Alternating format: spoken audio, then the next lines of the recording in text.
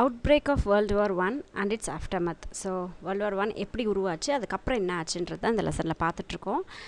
இதில் காஸ் அது எப்படி உருவாச்சு அதெல்லாம் பார்த்தோம். இந்த செஷனில் வந்து த அமடைஸ் அண்ட் த ட்ரீட்டி ஆஃப் வெர்சைலஸ் அதை பார்ப்போம். அமடைஸ்ன்னும் போது போர்களை வந்து நிறுத்துறது.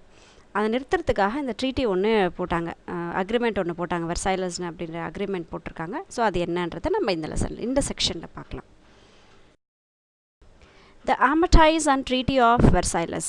ஸோ இங்கே ஆர்மிடைஸ் அப்படின்றது வந்து ஆர்ம்ஸ் எல்லாம் ஸ்டாப் பண்ணணும், பீஸ் எல்லாம் ஸ்டாப் பண்ணணும், அதுதான் அந்த treaty. Germany ultimately surrendered in November 1918. So இப்போது வேர்ல்டு வார் ஒன் நடந்துகிட்டே இருக்கும்போது 1918 ஜெர்மனி வந்து சரணடைஞ்சிட்டாங்க. The armistice took effect from 11 November 1918. So அந்த போர் ஸ்டாப் ஆனது எப்போலேருந்துன்னு பார்த்தீங்கன்னா நவம்பர் 11 ஸ்டாப் ஆயிடுச்சு. Germany was forced to accept harsh terms by the political situation at home. So Germany இப்போ என்ன பண்ணுறாங்கன்னா மற்ற எல்லா நாடுகளும் சேர்ந்து ரொம்ப கடினமான ஒரு இதில் வந்து அவங்க மேலே திணிக்கிறாங்க, நிறைய விஷயங்கள் வந்து அவங்க மேலே திணிக்கிறாங்க. With the abdication of the geyser.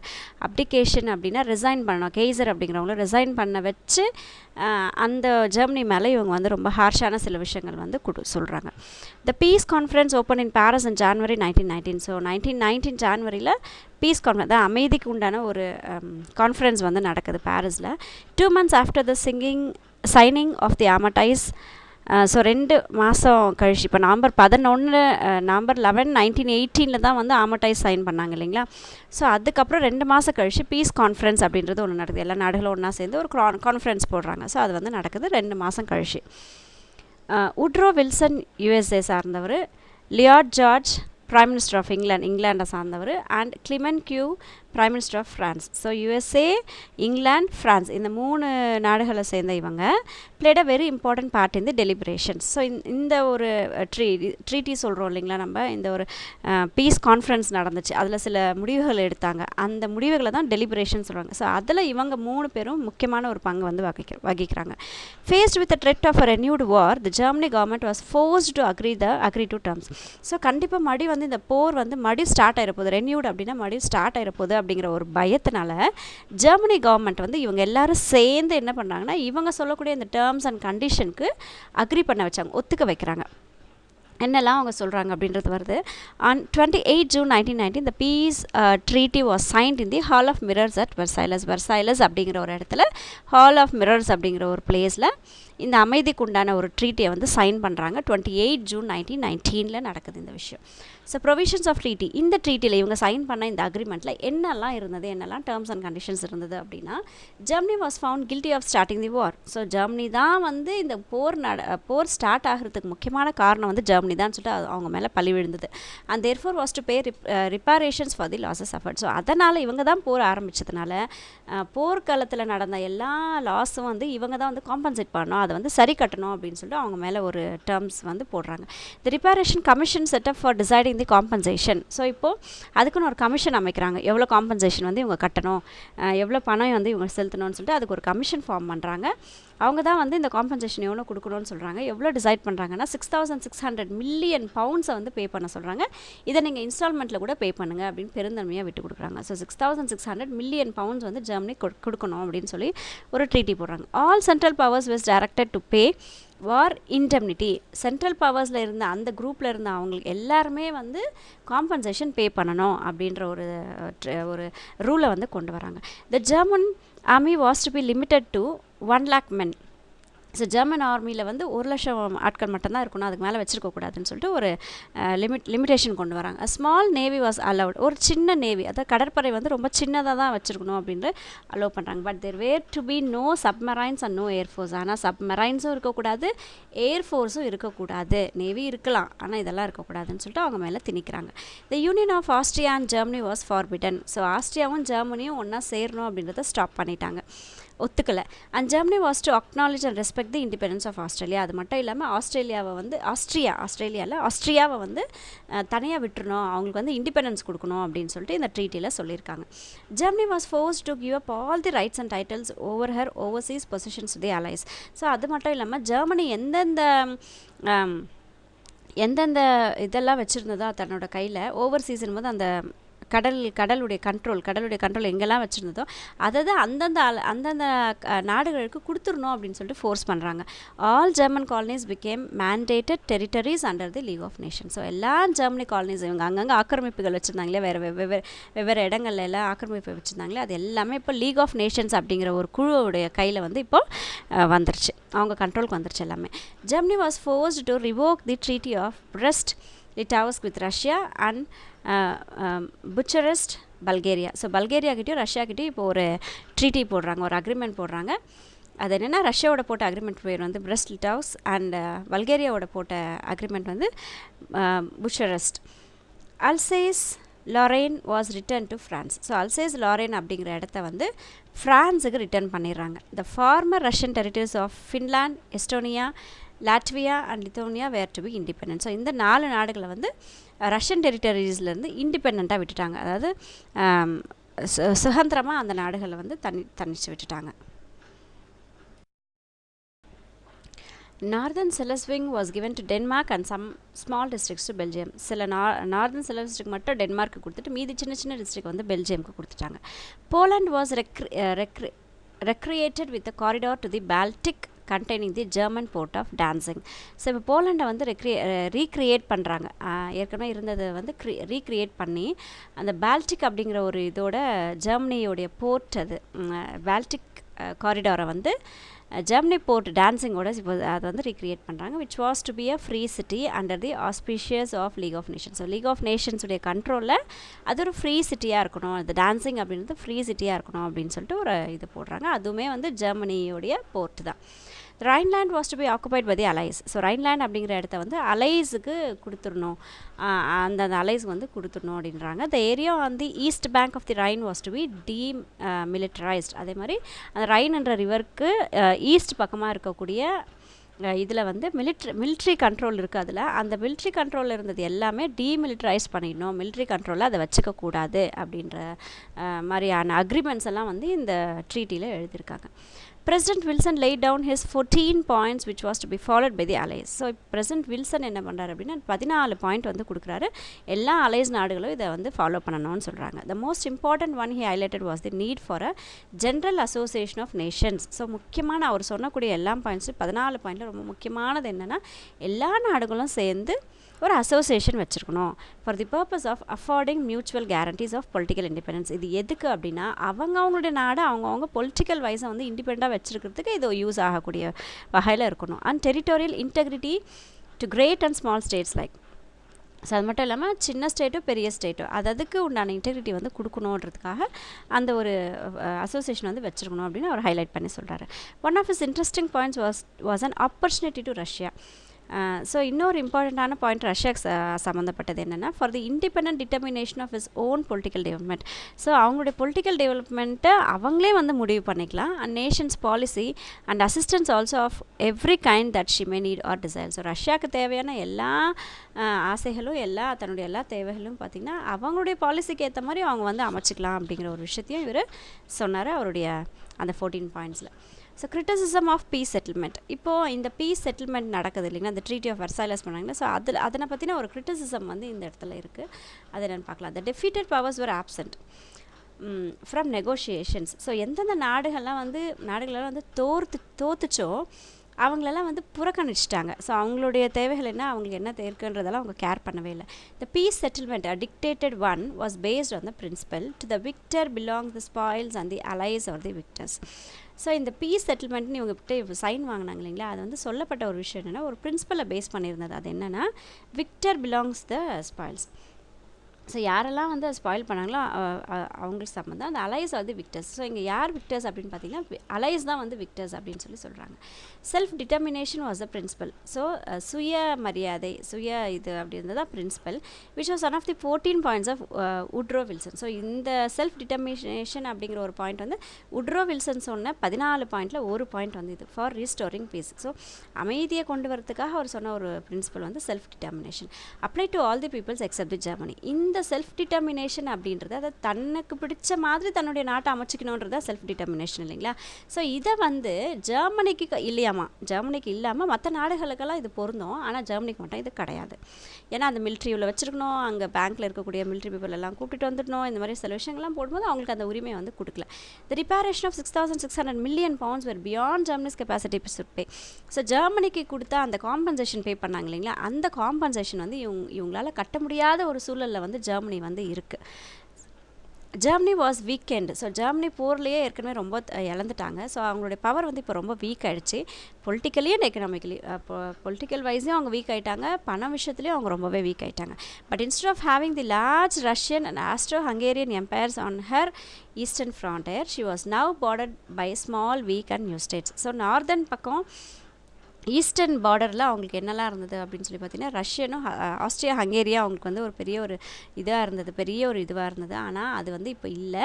இவங்களை சுற்றி இப்போ ரொம்ப சின்ன சின்ன ஸ்டேட்ஸும் ரொம்ப வீக்கான ஸ்டேட்ஸ் மட்டும் அவங்க பக்கம் விட்டுருக்காங்க, மீதி எல்லாம் பவசி அவங்க வந்து எடுத்துடுறாங்க அவங்கள்ட்ட இருந்து. Wilson betrayed the German. So Woodrow Wilson என்ன பண்ணுறாங்கன்னா ஜெர்மனியை வந்து காட்டி கொடுத்துட்றாங்க. ஜெர்மனியும் காட்டி கொடுக்குறாங்க, ஆஸ்ட்ரியன்ஸையும் காட்டி கொடுத்துறாங்க. And Austrians to whom he had made promises. So இவங்க ரெண்டு பேருக்கும் ப்ராமிஸ் பண்ண அவங்களை காட்டி கொடுக்க மாட்டேன்னு சொல்லி சொன்ன வில்சன் இப்போ என்ன பண்ணாங்கன்னா அவங்க காட்டி கொடுத்துறாங்க. பெட்ரேட் அப்படின்னா காட்டி கொடுக்குறது. இன் 1920 இது United States took to a policy of isolation. So 1920 என்ன பண்ணுது, யுனைடெட் ஸ்டேட்ஸ் என்ன பண்ணுது, நாங்கள் தனிச்சு நின்றுறோம் அப்படின்னு சொல்லிட்டு பாலிசி ஆஃப் ஐசோலேஷன்னா தனியாக நிற்கிறது. ஸோ நாங்கள் தனிச்சு நின்றுக்கிறோம் அப்படின்னு சொல்லிட்டு அவங்க ஒரு முடிவு எடுத்துக்கிறாங்க. when the Senate refuses to ratify the Treaty of Versailles, only a so இப்போ இந்த ட்ரீட்டி ஆஃப் வெர்சைலஸ் வந்து சைன் பண்ணணும் இல்லைங்களா.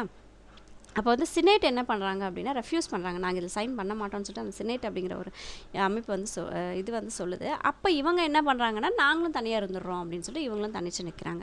Only a greatly weakened France with the qualified support of Britain was left to face Germans potential strength. So இப்போது France already weak ஆகிடுச்சு அந்த போரில்.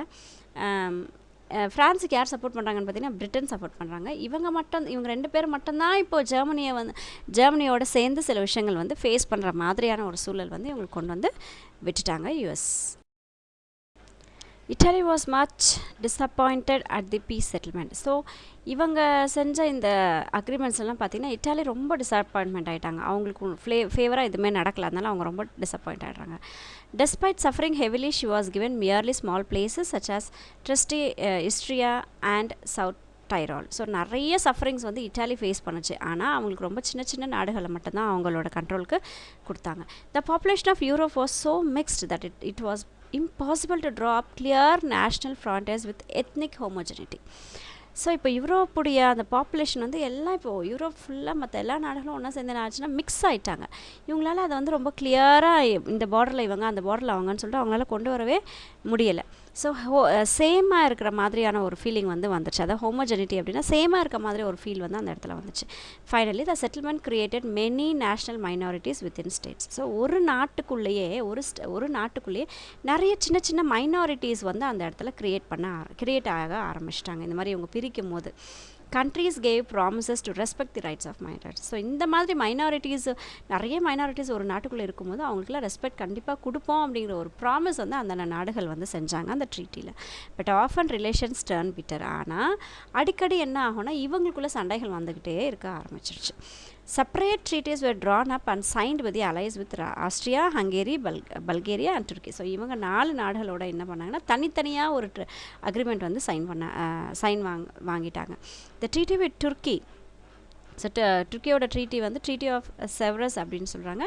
தோ accepted by the sultan failed because of the resistance of Mustafa Kemal Pasha and his followers. So இந்த treaty வந்து accept பண்ணிக்கிட்டாலும் கூட அது ஃபெயிலியர் ஆகிடுச்சு. ஏன் அப்படின்னா முஸ்தஃபா கெமல் பாஷாவும் அவருடைய ஃபாலோவர்ஸும் என்ன பண்ணுறாங்கன்னா இதை வந்து தடை பண்ணிடுறாங்க, முடியாதுன்ற மாதிரி சொல்லிடுறாங்க. Then followers of First world War. இந்த ஃபர்ஸ்ட் வேர்ல்டு வார் வந்து ஏன் தோல்வி அடைஞ்சிச்சு, ஏன் இதில் இருக்க ட்ராபேக்ஸ் என்ன அப்படின்றத சொல்லியிருக்காங்க. த first world war left a deep impact on European society and polity.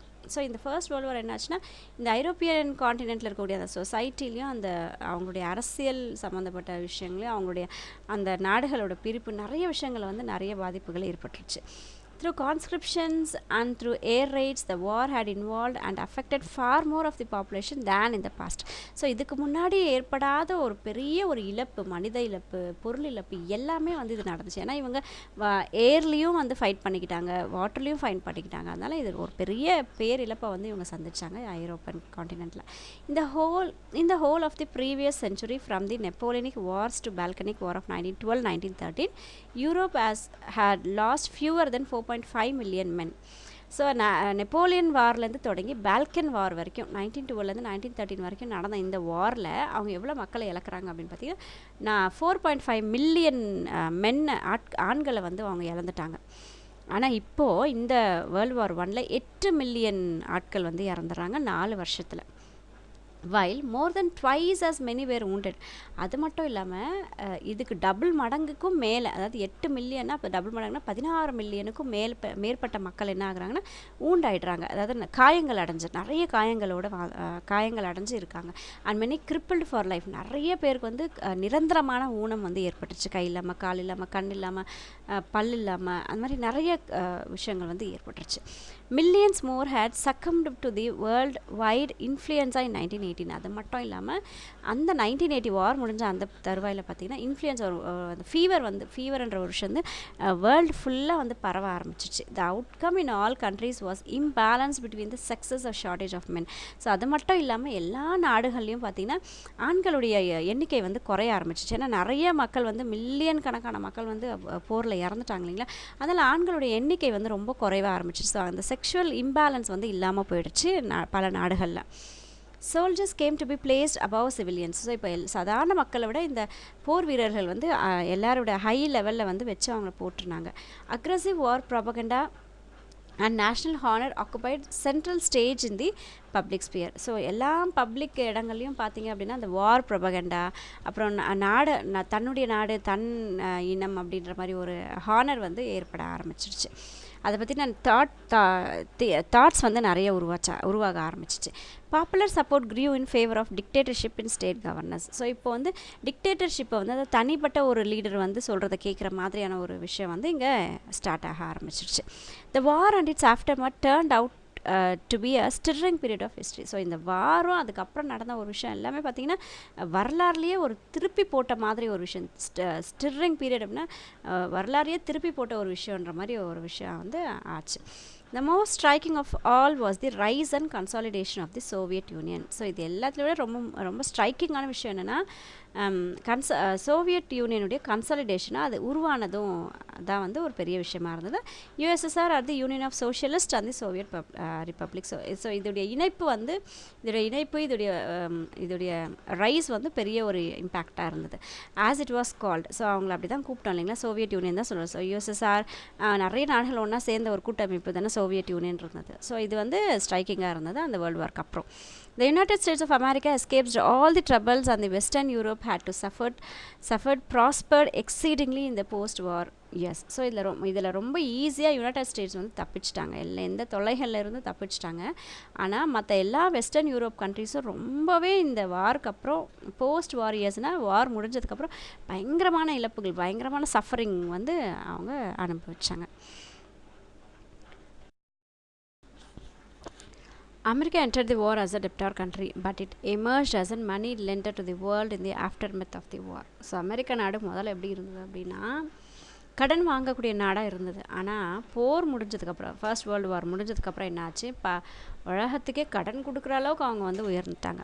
Another outstanding event of this period was the Awakening of Colonies. So இந்த வார் முடிஞ்சதுக்கப்புறம் முக்கியமான ஒரு ஈவெண்ட் என்ன நடக்குதுன்னா ஆக்கிரமிப்புகள் இருந்துச்சு இல்லைங்களா, அந்த காலனிஸில் வந்து இப்போது அவேக்கன் முழிக்க ஆரம்பிச்சிட்டாங்க. And their inspired attempts to regain freedom. So எதுக்காக அவங்க விழிக்க ஆரம்பிச்சிட்டாங்க அப்படின்னா இண்டிபெண்டன்ஸ்க்காக, சுதந்திரம் வேணும் அப்படின்னு சொல்லிட்டு அவங்க எல்லாம் வந்து எழ ஆரம்பிச்சிட்டாங்க. In Asia and Africa powerful movements and in some places even rebellions against western imperialism became order of the day. So ஏஷியாலையும் ஆஃப்ரிக்காலையும் இருக்க காலனிஸில் வந்து நிறைய வந்து போராட்டங்கள் செய்ய ஆரம்பிச்சிட்டாங்க, நிறைய வந்து அவங்கள எதிர்த்து போராட ஆரம்பித்தாங்க விடுதலைக்காக. Turkey's rebirth as a nation, thanks to the role played by Mustafa Kemal Pasha, was remarkable. So Turkey என்ற நாடு வந்து மறுபடியும் பிறந்துச்சு, புதுசாக பிறந்த மாதிரி பிறந்தது. அதுக்கு ஹெல்ப் பண்ணது யாருன்னு பார்த்தீங்கன்னா முஸ்தஃபா கெமல் பாஷ்வா அப்படிங்கிறவர் தான் வந்து ரொம்பவே ஹெல்ப் பண்ணார் அவருக்கு. Kemal Pasha modernise Turkey and change it out of all recognitions. So அவர் தான் வந்து அதை மாடர்னைஸ் பண்ணார். புதுசாக ஒரு துர்க்கியை வந்து அவர் வந்து ரெக்கக்னிஷன் கொடுத்தாரு. He put an end to the sultanate and caliphate. So இந்த ராஜாக்கள் சுல்தானேட் என்னும்போது அந்த ராஜாக்களுடைய அதான் வந்து சுல்தான்லாம் சொல்லுவோம். ஸோ அந்த ராஜாக்களுடைய ஆட்சியெல்லாம் இல்லாமல் அவர் வந்து அதை ஸ்டாப் பண்ணிட்டார். Support of the Soviet Union was the great help for him. So அவருக்கு யார் ஹெல்ப் பண்ணாங்க அப்படின்னு சொல்லி பார்த்தீங்கன்னா சோவியட் யூனியன்ன்றது அந்த ரஷ்யாவில் இருக்கக்கூடிய எல்லா கண்ட்ரிஸும் ஒன்றா சேர்ந்து இருக்கக்கூடிய ஒரு யூனியன் தான் அது. ஸோ அதுதான் வந்து இவங்களுக்கு ஹெல்ப் பண்ணது. All the struggles for freedom in Asia and Africa illustrated how the new spirit abroad was affecting the minds of men and women. So இந்த விடுதலைக்காக போராடிட்டு இருந்தாங்க பார்த்தீங்களா, ஏஷியாலையும் ஆஃப்ரிக்காலையும் எல்லாம் பார்த்து ஒரு நல்ல ஒரு எக்ஸாம்பிளாக இருந்தது. எப்படி வந்து மனிதர்களுடைய மைண்டில் வந்து நம்மளோட நாடு அப்படிங்கிற ஒரு உணர்வு ஏற்பட்டது அப்படின்ற மாதிரியெல்லாம் விஷயங்கள் வந்து பல தூரம் இருக்கக்கூடிய கண்ட்ரீஸ்க்கெலாம் வந்து தெரிஞ்சுது. ஈஸ்ட் பக்கமும் அதே மாதிரி நடக்க ஆரம்பிச்சிச்சு. இவங்க செய்கிறத பார்த்து மற்ற கண்ட்ரீஸுடைய காலனிஸில் இருக்கிறவங்கலாம் கூட அதை செய்ய ஆரம்பிச்சிட்டாங்க, போராட ஆரம்பிச்சிட்டாங்க விடுதலைக்காக.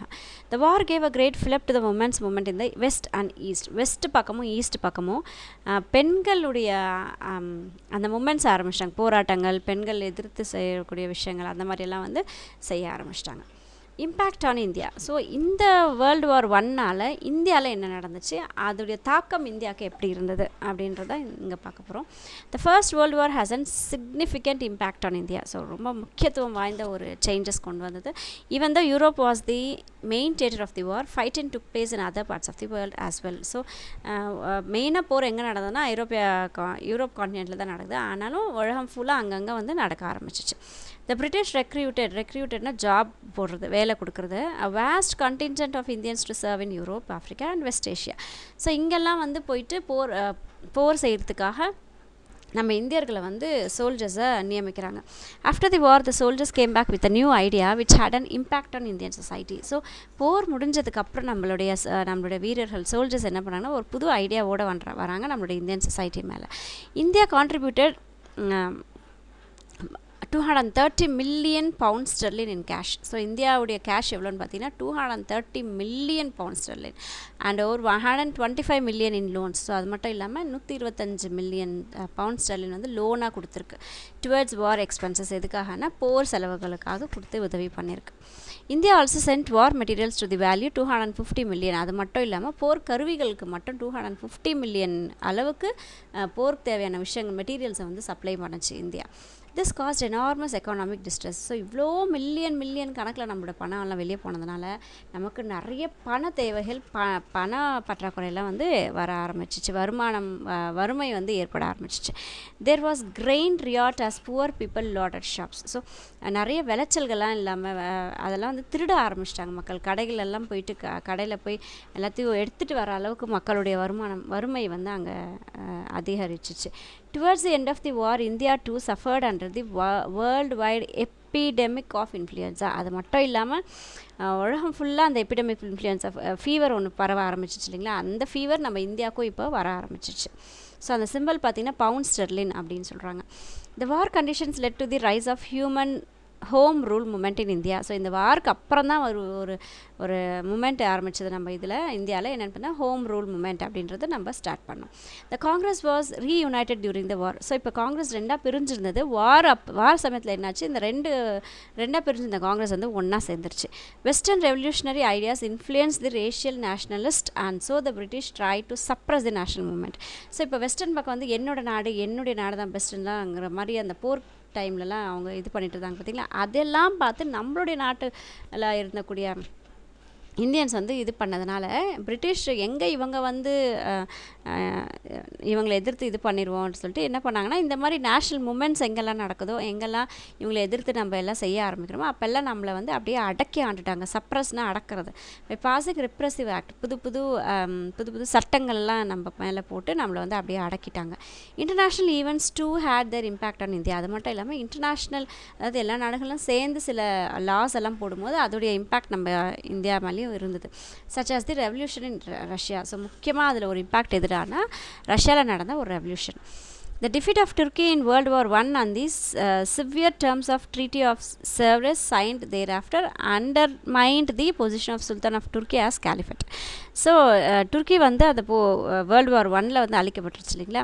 ஸோ தோற்று போச்சு. அது மட்டும் இல்லாமல் ட்ரீட்டி ஆஃப் சர்வீஸ் வந்து அவங்க சைன் பண்ணதுனால என்ன ஆச்சு அப்படின்னா, சுல்தானுடைய பொசிஷனை, அந்த துருக்கியில் சுல்தான் அப்படிங்கிற பொசிஷன் வந்து கேலிஃபாவாக மாறி போச்சு. அவனோட பொசிஷன் வந்து கீழே இறக்கப்பட்டுருச்சு.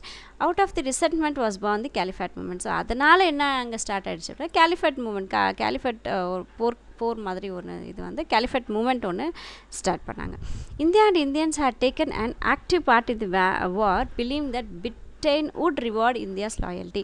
ஸோ இந்தியா வந்து போரில் வந்து ரொம்ப ஆக்டிவாக பார்ட்டிசிபேட் பண்ணாங்க. எதுக்காக அப்படின்னா, நமக்கு உண்மையாக இருக்கும், இந்த பிரிட்டிஷ் வந்து நமக்கு உண்மையாக இருக்கும், நம்மளை விட்டு போயிடும், நமக்கு வந்து ஃப்ரீடம் கிடச்சிரும், இவங்களோட ஆக்கிரமிப்புகள் வந்து இல்லாமல் போயிடும் அப்படிங்கிற ஒரு நம்பிக்கையில் வந்து நம்ம இந்தியன்ஸ் வந்து இவங்களுக்கு ஹெல்ப் பண்ணாங்க போர்க்காலத்தில்.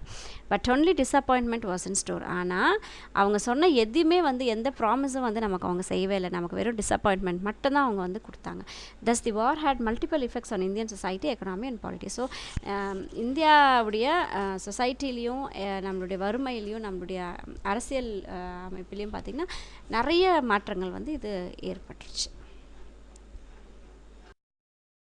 So thank you friends, take care. Next செக்ஷனில் மீட் பண்ணுவோம். தேங்க்யூ.